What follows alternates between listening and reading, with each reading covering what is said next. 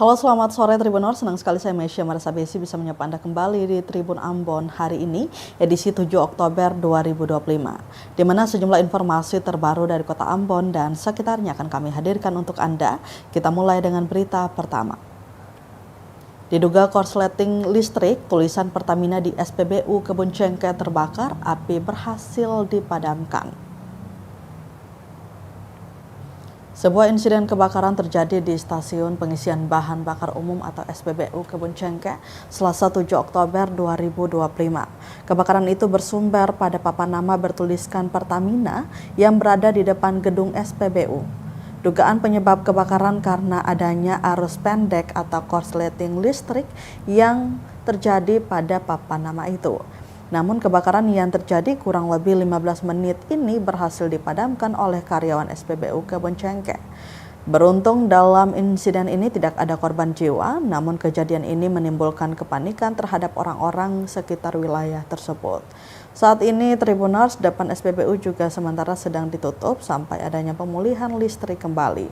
Alat yang digunakan untuk memadamkan api yaitu 4 tabung APAR 9 kilo, 1 tabung APM 75 kilo, dan CO2 6,5 kilo. Manajer SPBU Kebun Cengkeh Enda saat diwawancarai awak media menyebutkan bahwa sempat ada 2 mobil pemadam kebakaran yang sudah siap, namun karena dugaan penyebabnya ada pada korsleting listrik sehingga tidak disarankan menggunakan air. Untuk saat ini api berhasil dipadamkan dan sedang menunggu pemeriksaan lanjutan.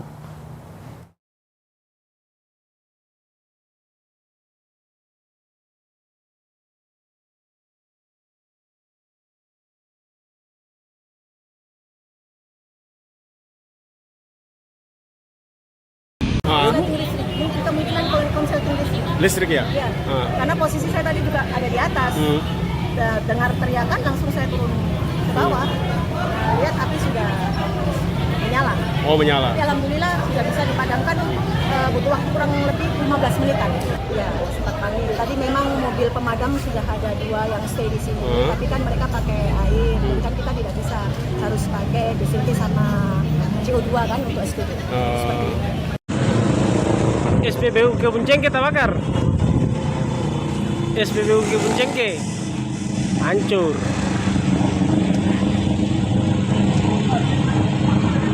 SPBU Kebun Cengkeh.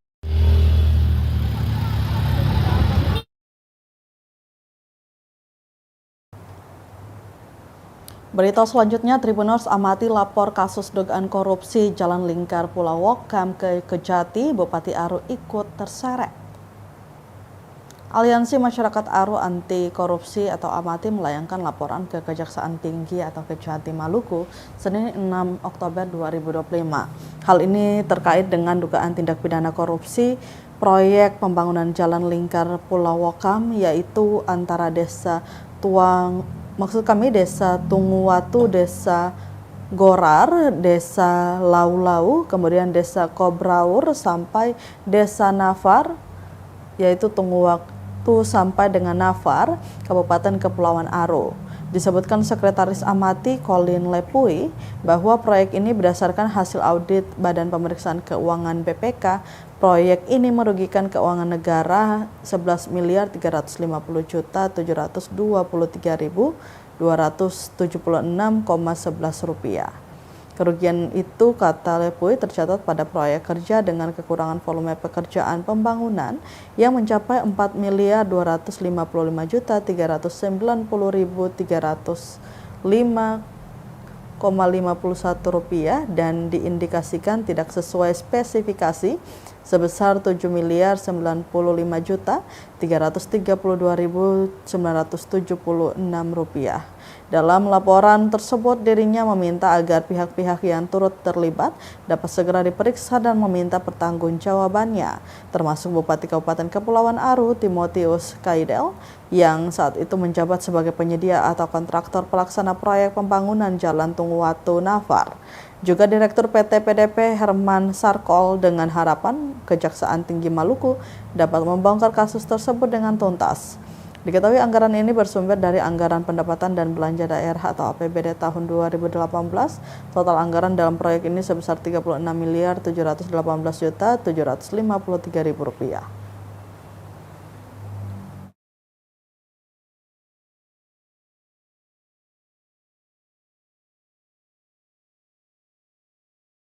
Dan berdasarkan hasil audit BPK tahun 2018 terjadi ada temuan kerugian negara yang jumlahnya itu cukup fantastis, 11 miliar lebih, dan dibagi antara dua bagian, yaitu kekurangan volume sekitar 4,2 miliar dan juga tidak sesuai spesifikasi 7 miliar lebih.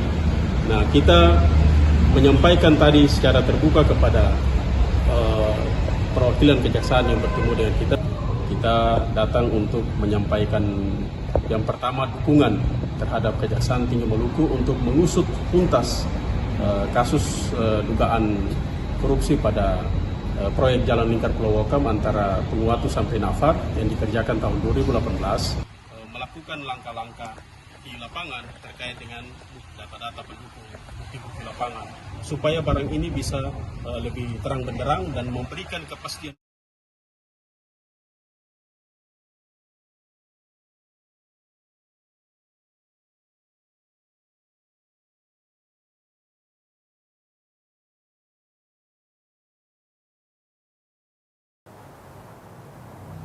Komplain tak digubris pelanggan demo seorang diri di kantor PT Perumda Tirta Nusa Ina Masohi. 2 kali mengadukan pelayanan air bersih ke PT Perumda Tirta Nusa Ina Masohi, namun tak digubris petugas. Alhasil seorang warga kota Masohi, tepatnya di RT 006 Kelurahan Maelo Nasarudin, demonstrasi seorang diri di kantor PT Perumda Tirta Nusa Ina Masohi pada Senin 6 Oktober 2025 siang.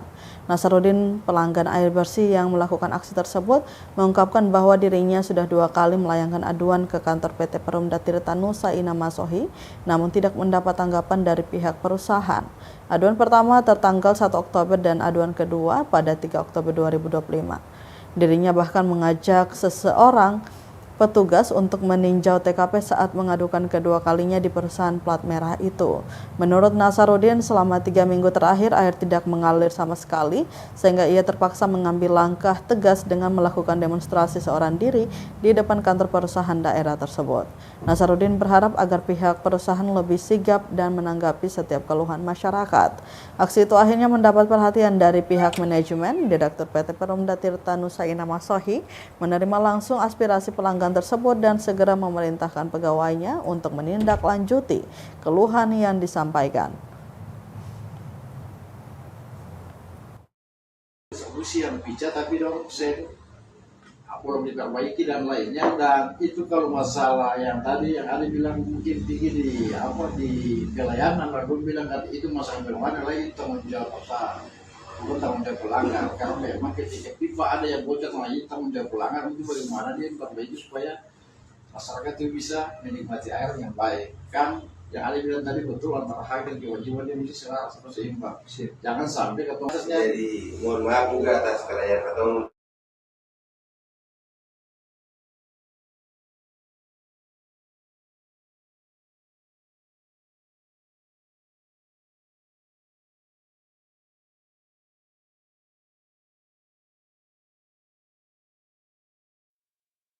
Cegah perampasan ruang hidup masyarakat Pegunungan Serut memasang sasi tanah adat. Untuk mencegah perampasan ruang hidup, masyarakat Pegunungan Seram Utara memasang sasi tanah adat. Tugu sasi tanah adat dipasang oleh pemuka agama dan tetua dari Lembaga Adat Negeri Manusela dan Maraina di halaman Gereja Maranatha Manusela 30 September 2025 lalu. Disaksikan oleh masyarakat kedua negeri tersebut, sebelumnya telah dilaksanakan ritual sumpah sasi tanah adat pada 2015 silam, dan sebagai pengingat maka dipasanglah tugu sasi tanah yang memuat sumpah 18 raja dan 3 kepala dusun di wilayah Seram Utara, Maluku Tengah. Demikian keterangan Ketua Cabang AMGPM Cabang Eklesia James Eyale saat diwawancarai Tribun Ambon.com Senin 6 Oktober 2025. Diceritakan ritual sumpah adat terlaksana pada 23 November 2015 disaksikan oleh 18 raja, 3 kepala dusun, pengurus besar AMGPM, pengurus daerah AMGPM, pengurus cabang AMGPM, dan seluruh masyarakat Maraina dan Manusela. Sumpah dilakukan di lapangan negeri Manusela oleh pengurus besar AMGPM, bahkan diikuti oleh Aliansi Masyarakat Nusantara atau AMAN dan Beta Maluku Melanesia atau BAM. Peresmian tugu sebagai tanda atau bukti bahwa administratif bahwa telah dilakukan sumpah adat dan akan dijadikan pengingat. Makna dari sumpah adat adalah menjamin kelangsungan masyarakat adat dan menjaga ruang hidup masyarakat adat. Walaupun ada yang melanggar, itu menjadi resiko karena konsekuensinya sangat berat.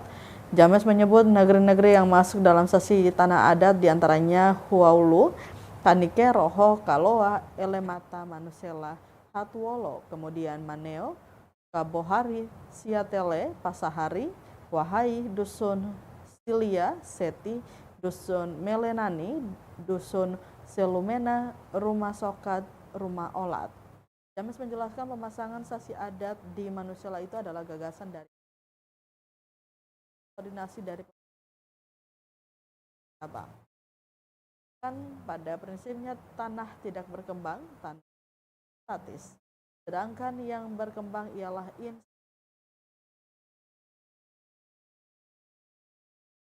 yang pertama, tanah tetap ada.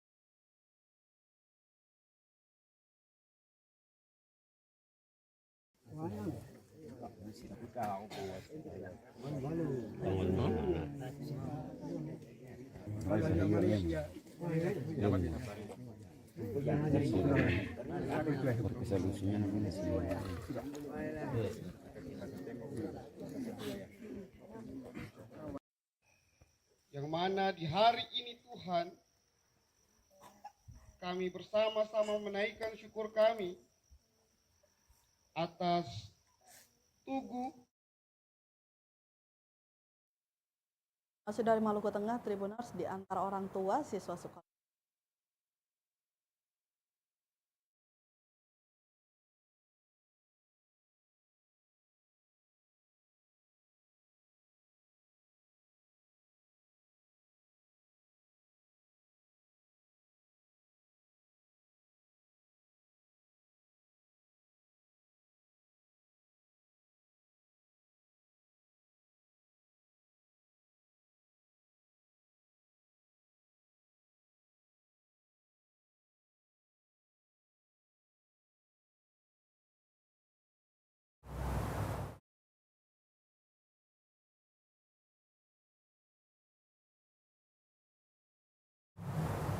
Masih dari Maluku Tengah, Tribuners di antar orang tua siswa sekolah rakyat kini tempati gedung SKB Maluku Tengah.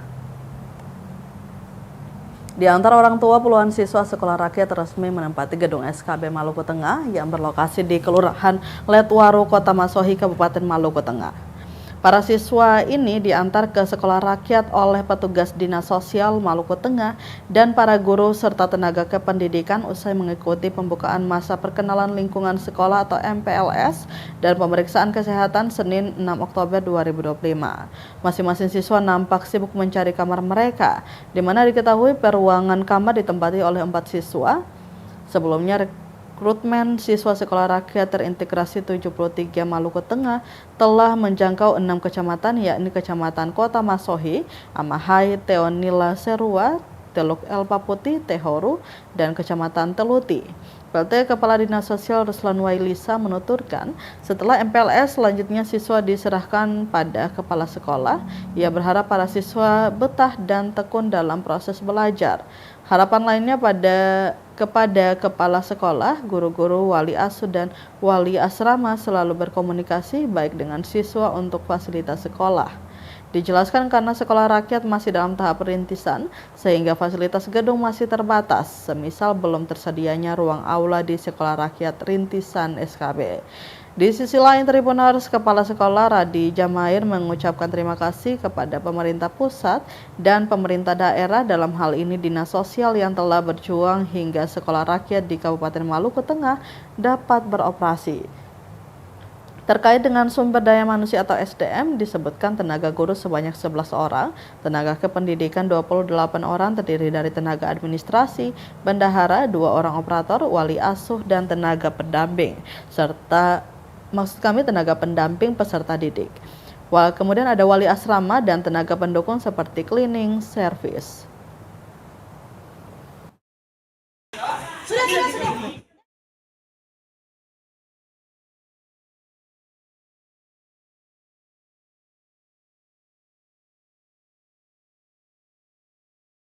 Terutama anak-anak ini karena berada pada masyarakat yang memang keluarga miskin ekstrim dan miskin. Jadi itu yang harus menjadi catatan kita bersama untuk kita bantu dan kita kerjasama kolaborasi sinergi untuk selanjutnya menjadi harapan kabupaten ini dari harapan provinsi dan selanjutnya menjadi harapan nasional. Saya minta sekali lagi Pak Kepala Sekolah mudah-mudahan bisa dibina dengan baik karena ini butuh berbagai watak yang dari 75 siswa ini kan, jadi membutuhkan pendekatan dan ini kira-kira untuk fasilitas ini karena ini rintisan untuk rintisan atau sekolah rakyat sementara, jadi bicara fasilitas mungkin masih ada yang kurang, tapi kita berkomitmen kuat untuk walaupun masih kurang kita jalan dengan ini sambil menunggu permanen. Dapat dilaunching dan alhamdulillah insyaallah dengan amanah yang diberikan, harapan-harapan dari Bapak Presiden dan begitu pula juga dengan harapan dari Bapak Kepala Dinas akan kami akomodir.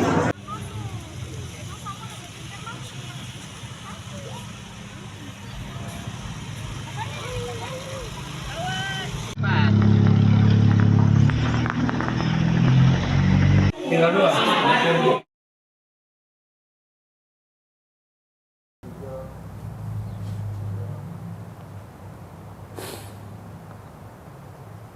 Kita ke berita selanjutnya, Tribuners. Cerita orang tua siswa sekolah rakyat di Maluku Tengah tak punya seragam, anak pilih putus sekolah. Satu cerita menyayat nurani datang dari Sumiati, 33 tahun. Salah satu orang tua siswa sekolah rakyat terintegrasi 73 Maluku Tengah. Sumiati datang melepas anaknya saat momen pembukaan masa perkenalan lingkungan sekolah atau MPLS dan pemeriksaan kesehatan siswa di Masohi Senin 6 Oktober 2025. Sumiati bercerita saat anaknya hendak masuk ke jenjang SMP, sang anak tak punya pakaian seragam sekolah. Alhasil anaknya lebih memilih putus sekolah. Ibu dari 7 anak itu berdomisili di Dusun Am2 Negeri Sepa, Kecamatan Amahai, Kabupaten Maluku Tengah. Mama Sumiati, 37 tahun, mengisahkan anaknya terlambat sekolah, bahkan tidak lagi berkeinginan untuk melanjutkan pendidikan. Kemudian dirinya menerima informasi dari pendamping PKH untuk sekolah rakyat. Sebenarnya, lanjut Sumiati, ia sudah membelikan anaknya sepasang baju sekolah. Tapi anak kami yang sudah tidak mau sekolah lagi, akui dia.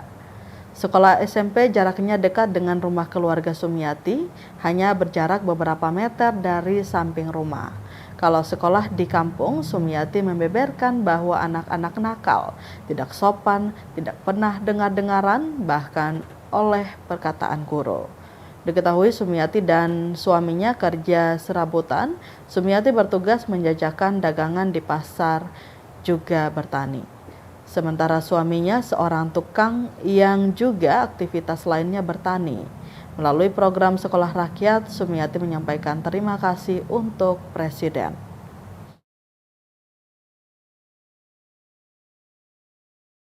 Dia terlambat sekolah, jadi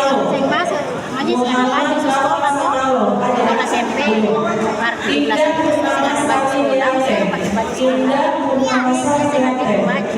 jadi dia singgung masuk dia malu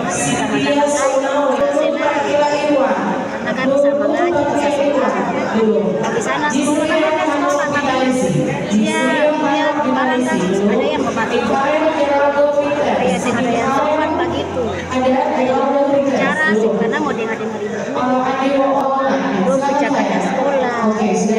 Atau yang namanya di sekolah, karena aku kan di pinggir sekolah. Kalau pagar sekolah terbuka, ada sasaran, pagar sekolah taruh bilang atau buka, lampu hilang. Aku saja yang petani, itu mana orang kerja, atau yang kerja orang kerja. Itu sehari-hari baju sayur daun nasi, lapor, kato, gitu. Jaga sukses. Semoga nyata. Selanjutnya mari kita simak bersama. Sahabat Bupati Maluku Tengah yang akan disampaikan oleh hasil dari Sekda Bidang Administrasi Umum sekaligus membuka secara resmi. Wassalamualaikum warahmatullahi wabarakatuh. Salam sejahtera.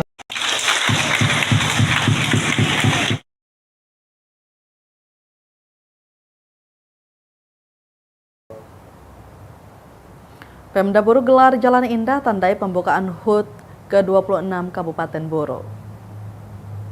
Dalam rangka menyongsong hari ulang tahun atau HUT ke-26 Kabupaten Buru, pemerintah daerah Kabupaten Buru menggelar kegiatan Jalan Indah yang berlangsung meriah pada Senin 6 Oktober 2025 sore. Kegiatan ini mengambil rute dari Simpang 5 menuju Pantai Merah Putih atau PMP Namlea dan dibuka secara resmi oleh Wakil Bupati Buru Sudarmo.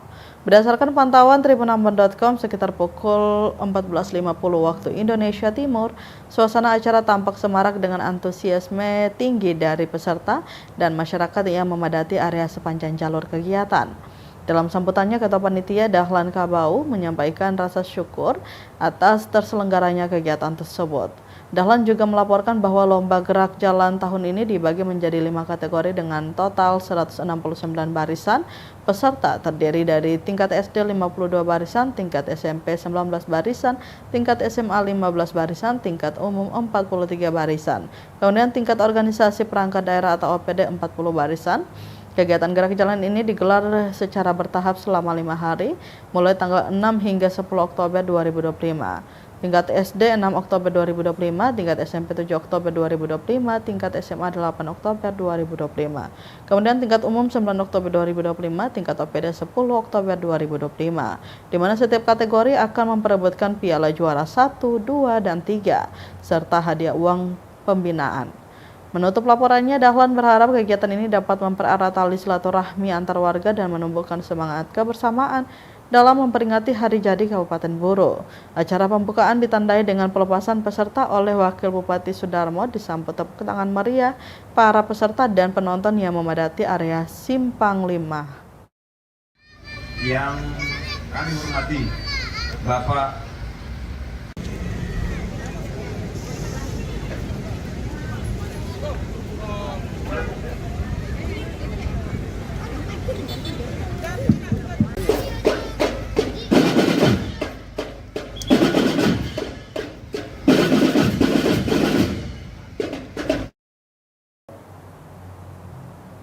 Berita terakhir Tribuners, liburan hemat tapi berkesan, coba nikmati pesona pantai Baikolet di Kabupaten Buru. Hamparan pasir putih dan birunya laut menjadi pemandangan yang memanjakan mata ketika berkunjung ke pantai Baikolet, destinasi wisata yang terletak di Desa Jiku Merasa, Kecamatan Namlea, Kabupaten Buru. Pantai Baikolet menjadi destinasi wisata yang ramah di kantong namun kaya akan pesona dengan jarak tempuh dari kota Namlea, tepatnya dari Tugu Tani sekitar 14 km dapat dihitung Google Maps. Saat tribunambon.com berkunjung sekitar pukul 2 siang pada Minggu 5 Oktober 2025, suasana pantai nampak ramai dan penuh keceriaan. Sejumlah keluarga tampak menikmati waktu santai di gazebo, sementara anak-anak bermain pasir dan remaja terlihat asik mandi di laut. Tawa riang dan semilir angin laut membuat suasana semakin hidup. Pantai Baikolet kini menjadi salah satu pilihan favorit warga Buru untuk berlibur tanpa harus jauh-jauh keluar daerah. Tidak hanya menawarkan keindahan alam, pantai ini juga menyediakan berbagai wahana dan fasilitas wisata seperti wisata lumba-lumba, wisata danau dengan perahu, banana boat, photo boat, aneka jajanan dan kuliner UMKM, kemudian gazebo untuk bersantai atau kegiatan keluarga dan kantor. Ada juga toilet umum Tribuners. Marni, salah seorang pelaku UMKM, mengaku saat ini aktivitas pengunjung sedikit menurun karena bertepatan dengan perayaan HUT ke-26 Kabupaten Buro. Ia berharap pemerintah daerah bisa memberikan perhatian lebih kepada pelaku usaha kecil di kawasan wisata tersebut.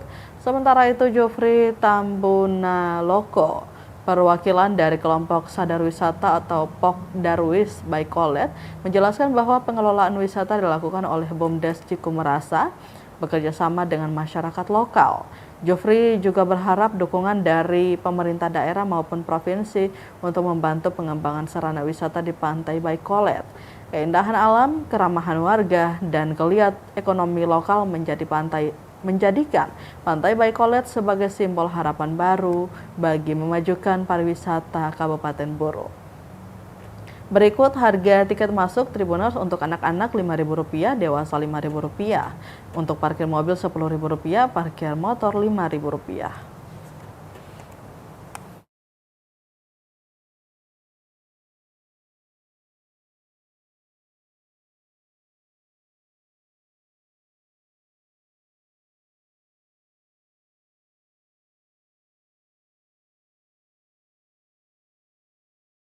Ada kegiatan ulang tahun kabupaten, jadi masyarakat sekarang lagi fokusnya ke kabupaten. Nanti kalau saat ramenya itu biasa pada weekend atau hari-hari besar, lebaran atau tahun baru atau habis kegiatan kabupaten, di sini biasa ramai. Tapi kalau hari-hari biasa begini aja, tidak terlalu ramai. Harapan ibu ke depan, mudah-mudahan pemerintah kabupaten bisa memperhatikan kita untuk memfasilitasi kita dengan segala macam wahana permainan mungkin buat anak-anak supaya menarik peminat untuk datang berekreasi di sini.